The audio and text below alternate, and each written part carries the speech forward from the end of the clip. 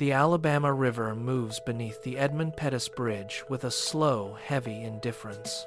In 1965, the bridge was merely steel, concrete, and rivets pinned against the sky.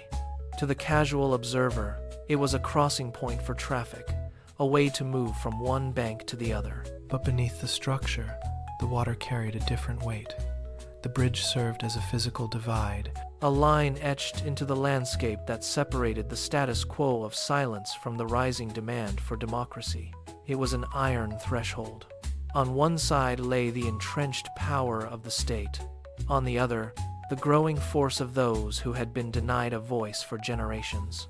The steel did not move, but the air around it had begun to vibrate with the friction of impending change. It was a monument to division, waiting to be repurposed as a symbol of endurance.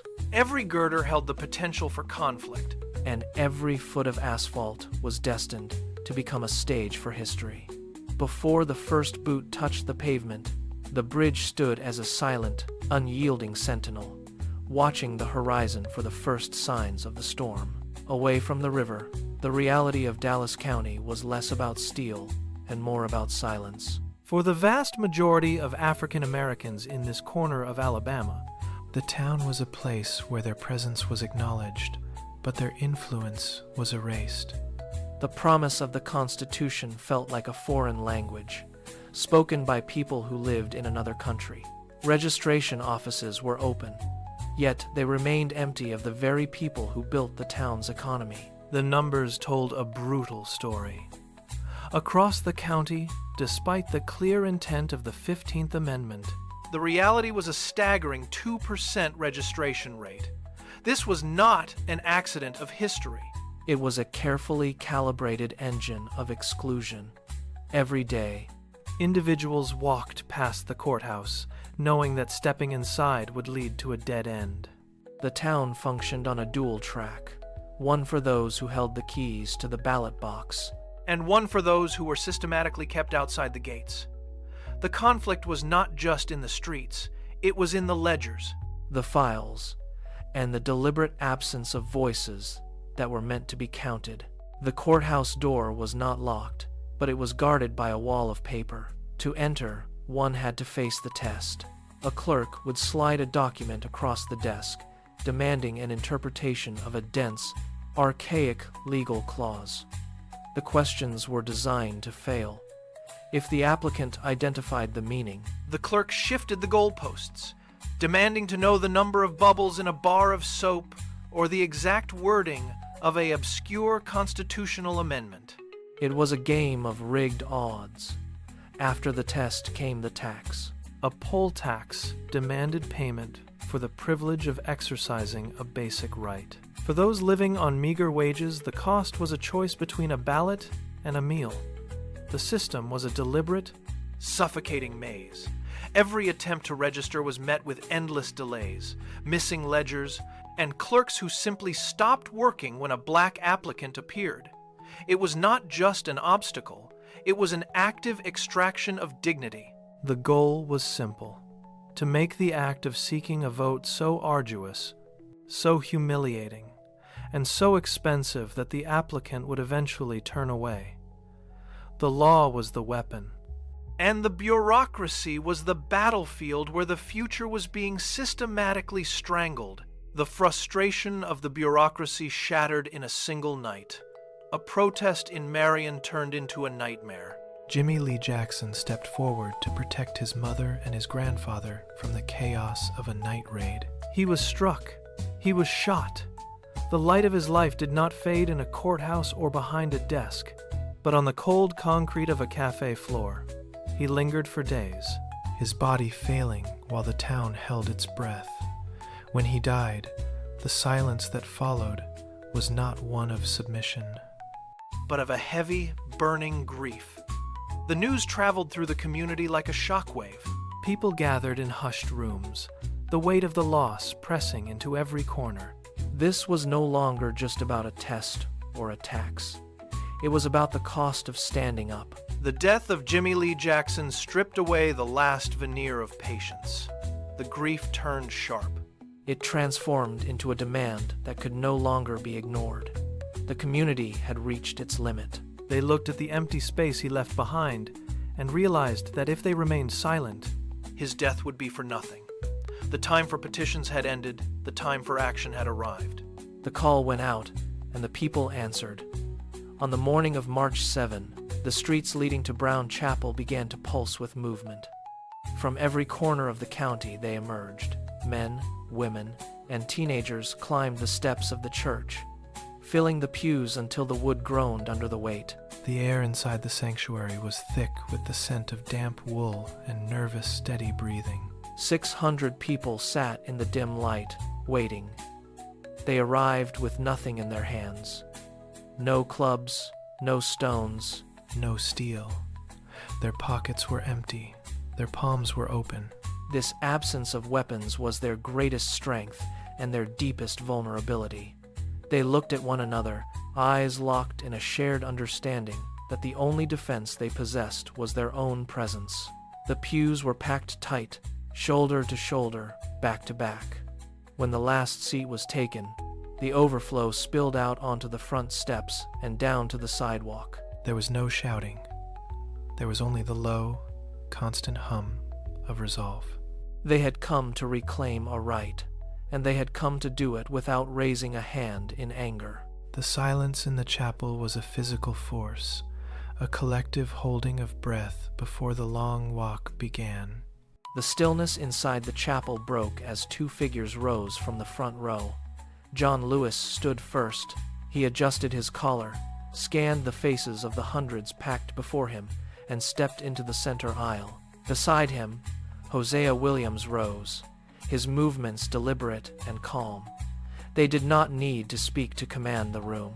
Their presence alone drew every eye toward the pulpit. Lewis walked toward the heavy wooden doors, his boots striking the floor with a rhythmic, measured cadence. Williams matched his pace, flanking him like a sentry. As they reached the threshold, they turned to face the congregation. There was no theatricality in their stance. They stood straight, hands clasped behind their backs, looking out at the sea of people who had staked their lives on this day. Lewis nodded once, a sharp, singular movement that signaled the end of the waiting. Williams opened the doors, letting the bright, unfiltered daylight stream into the dim sanctuary. The two men stepped out onto the concrete landing, the cold air hitting them at once. They looked back one final time, confirming the formation of the ranks. The leadership was set. The path ahead was clear.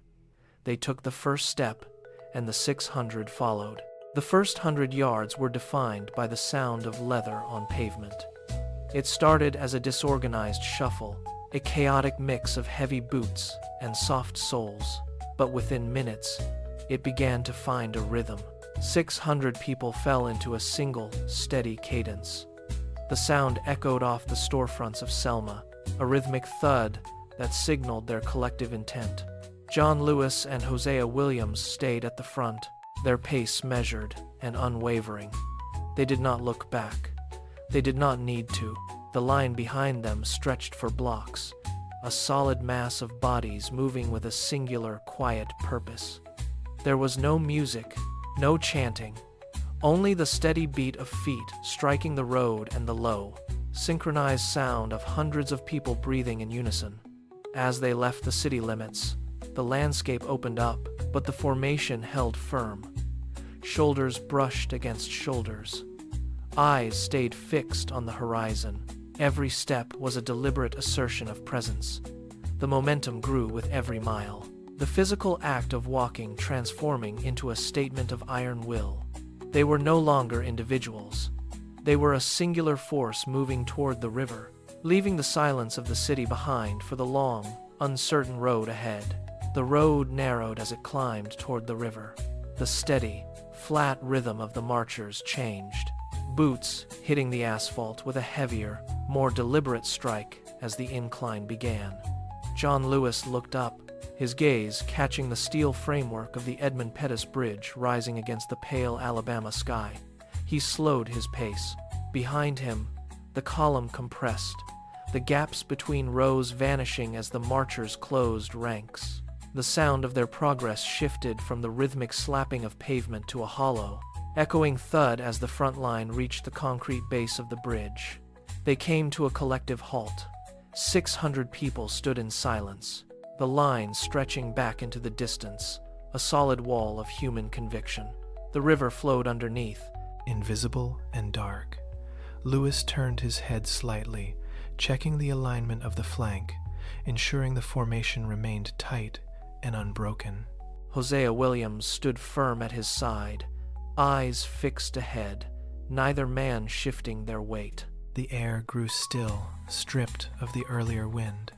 They occupied the full width of the road, a barrier of resolve standing at the threshold of the bridge. The final stretch lay directly before them, and for this brief, suspended moment, the only sound was the collective intake of breath from a crowd that refused to look away. The order to move came without words. Lewis stepped forward, his boot meeting the concrete of the bridge, and the 600 followed in lockstep. The ascent was steep, forcing each marcher to lean into the incline, their focus drawn downward to the pavement. For a long minute, the world was nothing but the steel girders overhead and the rhythmic, hollow vibration of hundreds of feet echoing against the bridge deck. They climbed until the horizon leveled out. They reached the crest. The view opened instantly, the ground falling away toward the far bank. Lewis stopped. The breath left his lungs. Below them, occupying the entire width of the bridge, was a wall of state troopers and deputies. They stood in rigid formation, hands resting on equipment, their faces obscured by the harsh glare of the afternoon sun. The distance between the two groups vanished in a heartbeat. Behind Lewis, the column pushed forward, unaware of the blockade, only for the front line to ripple and stall as the reality of the scene registered. The air felt suddenly thin. The space between the marchers and the line of officers compressed into a narrow, suffocating corridor. There was no room to turn back. There was nowhere left to go but down, directly into the wall of iron and stone waiting at the end of the bridge. The silence stretched, brittle and sharp. A single officer moved from the center of the blockade, his boots scraping the concrete with a sound that carried across the entire span of the bridge. He stopped 10 paces out, his hand resting on the holster at his side. He opened his mouth, and his voice cut through the stillness like a blade. "You are ordered to disperse! Return to your homes immediately!" The command was blunt, formal, and carried the weight of the state. He waited. Lewis didn't move. He kept his eyes locked on the officer, his posture rigid, his feet planted firmly. Behind him, the 600 did not break. No one stepped back. No one whispered. The wind had died completely, leaving a vacuum where even the sound of the river seemed to vanish. The marchers stood as a single, immovable unit. The officer waited for a sign of retreat, his gaze scanning the front rank. But he found only steady, unblinking resistance. The seconds ticked by, each one heavier than the last. The air between the two lines felt thick, almost tactile, vibrating with the force of two opposing wills. The standoff held, a fragile sculpture of human defiance suspended above the water, waiting for the inevitable crack in the quiet. The officer did not wait for a second warning. He turned, raised a hand, and dropped it sharply. The line of troopers broke their formation. They surged forward, a wall of motion turning into a wave of kinetic force. The sound of heavy boots drumming against the concrete drowned out the wind. Before the marchers could process the movement, the distance was erased. The first club swung in a high, whistling arc, connecting with a dull, sickening thud against the shoulder of a man in the front rank. He crumpled, the impact sending a ripple of shock through the line. Then, the rhythm of the bridge changed. It was no longer a place of protest, but a site of impact. Clubs struck ribs, arms, and legs, the sound of wood meeting bone echoing in the tight space. The marchers were shoved back, the sheer weight of the advancing line forcing them to stumble. Lewis felt the shove of a shoulder against his chest. the ground beneath him tilting as the crowd began to lose its cohesion. There was no time to think, only the immediate, desperate need to stay upright as the organized line disintegrated into a frantic, chaotic struggle for space and survival. The air suddenly hissed. A metallic cylinder skidded across the concrete, spinning wildly before venting a thick, gray plume. A second canister hit, then a third. The wind caught the cloud, dragging it across the bridge in a suffocating wall.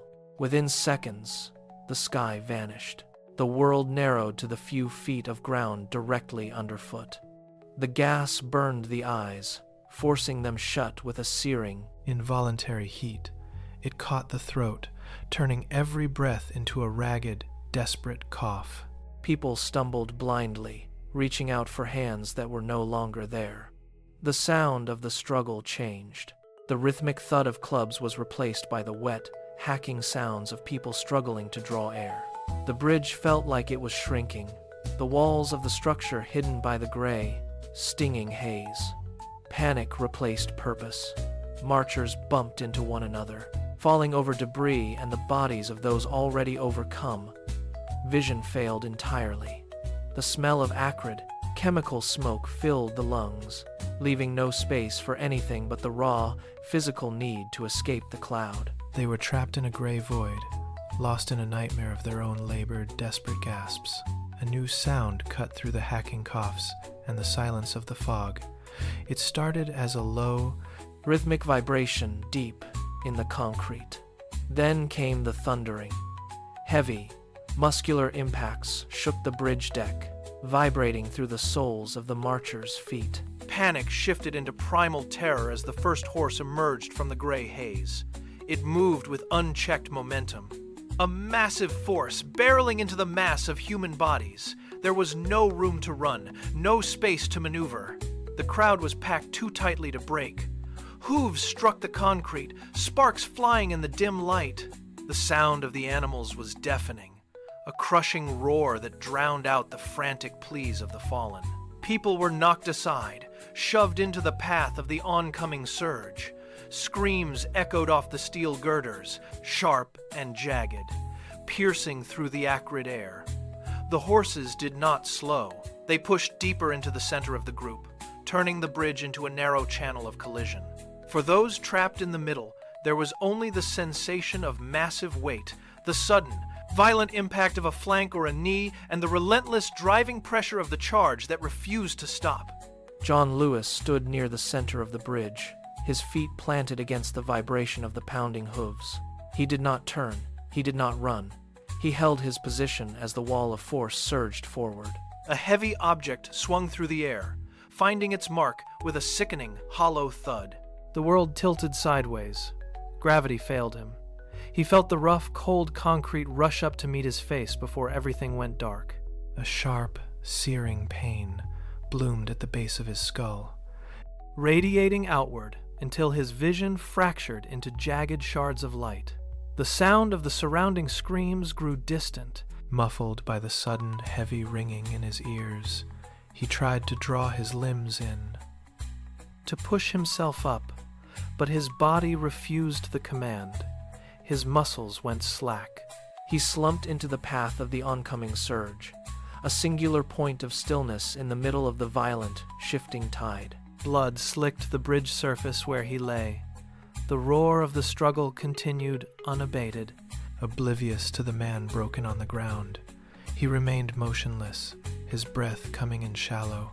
Ragged hitches, while the relentless pressure of the charge moved over and around his fallen frame. The surge of the charge began to ebb, leaving behind a silence more painful than the screaming. The retreat started as a slow, stumbling shuffle.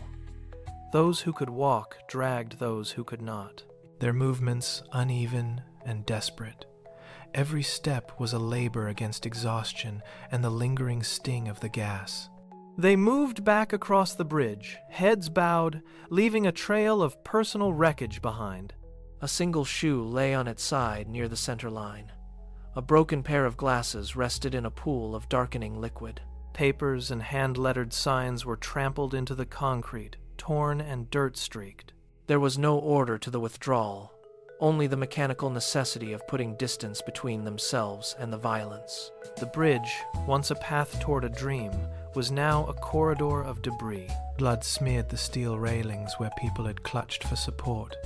The silence was thick, broken only by the ragged breathing of the survivors and the distant, rhythmic clatter of retreating hooves. No one spoke. They looked only at the ground, stepping over the scattered fragments of their belongings, moving slowly away from the site of the collapse, leaving the bridge to the shadows of the evening. The footage traveled through the airwaves, crossing the invisible distance between the Alabama River and the living rooms of the nation. It moved in grainy, flickering frames, carrying the sounds of the struggle into homes that had never seen such unrest. Families sat in the glow of their television sets, forks pausing midair, eyes locked on the screen. The images were undeniable. They showed the impact of the clubs, the choking clouds of gas, and the relentless force of the charge. The scale of the brutality stripped away the distance. People who had lived in comfort now felt the tremor of the event in their own homes. The silence in those rooms was replaced by a rising tide of disbelief. Phone lines began to hum with frantic conversations. Letters were drafted in the dark. The private pain of those on the bridge had become a public firestorm. It was no longer a regional dispute, but a confrontation between the nation and its own conscience. The screen acted as a mirror, forcing the country to look at the blood on the pavement and recognize the cost of its own inaction. Empathy spiked, turning into a collective, sharp-edged demand for justice that no politician could ignore, as the broadcast burned the reality of the day into the national memory.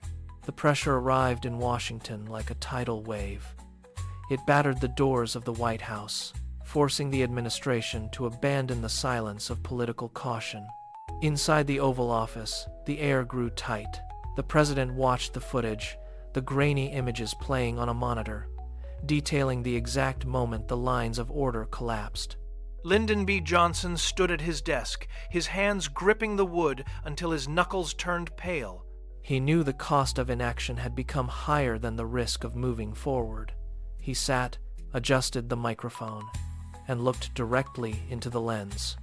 His voice reached across the country, steady and sharp. He labeled the events in Selma an American tragedy, a stain on the national record that required an immediate remedy. He did not ask for consensus. He demanded action. He addressed Congress with a direct ultimatum, insisting that the barriers to the ballot box be torn down without delay. The words cut through the noise of the debate, turning the tragedy into a mandate for reform. He laid out the path for the Voting Rights Act, pressing the legislature to fulfill the promise of democracy. The shift was absolute. The struggle had moved from the riverbank to the floor of the Capitol, and the momentum was now an unstoppable force. The road to Montgomery was no longer a path of solitude. It became a river of people, swelling with every mile. 25,000 strong, the group moved in a rhythmic, unstoppable cadence. Federal troops lined the perimeter, their presence a stark departure from the violence that had defined the earlier attempts. The marchers walked shoulder to shoulder, their pace steady, their eyes fixed on the state capitol. The air was filled with the sound of thousands of boots against pavement, a steady drumbeat that drowned out the fear of the past. Along the route, spectators watched from the porches and the fields, witnessing a transformation in the landscape of the South. The tension that had once been synonymous with the road had shifted into a profound, collective resolve. As they crossed the final stretch, the site of the state capitol came into view, a finish line for a journey that had tested the limits of human endurance. They did not run, they marched. They arrived at the seat of power not as petitioners, but as a force that history could no longer deny. The sheer weight of their numbers signaled the end of an era of silence. Each step had been a refusal to retreat, and as they filled the plaza, the tide of change was undeniable. The energy of the thousands who occupied the Capitol Plaza funneled into the quiet, wood-paneled chambers of power. On the 6th of August 1965, the atmosphere inside shifted from the heat of the streets to the cool precision of law. Lyndon B. Johnson sat at the mahogany desk, the documents spread out before him, a final testament to the struggle that had unfolded on the bridge. He looked at the ink, then at the men and women standing in the room, their faces etched with the memory of the long, hard miles. He picked up the pen. The silence in the room was absolute. a stark contrast to the roar of the crowds and the violence of the past months. He pressed the nib to the paper, the stroke deliberate and final. With that single, fluid motion, the systemic barriers that had silenced millions for generations were dismantled. The poll taxes, the tests, and the calculated obstructions were stripped of their legal authority. The scratch of the pen on the parchment echoed like a gavel. It was done. The promise of democracy was finally being codified, turning the conviction of the marchers into a binding national mandate that could no longer be ignored or reversed. Today, the steel spans of the Edmund Pettus Bridge hold the weight of history in every rivet.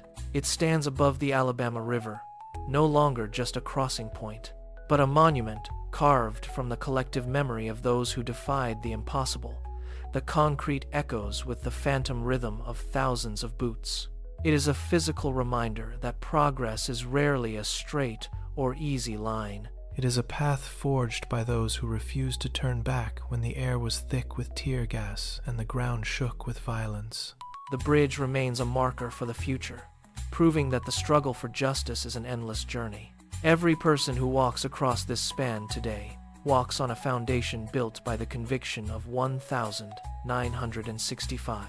It stands as a testament that fear can be navigated, that silence can be broken, and that the most durable structures are the ones built by citizens standing shoulder to shoulder.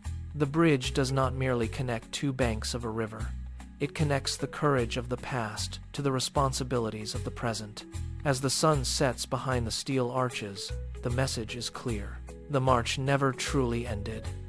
It continues with every step taken toward a more perfect democracy.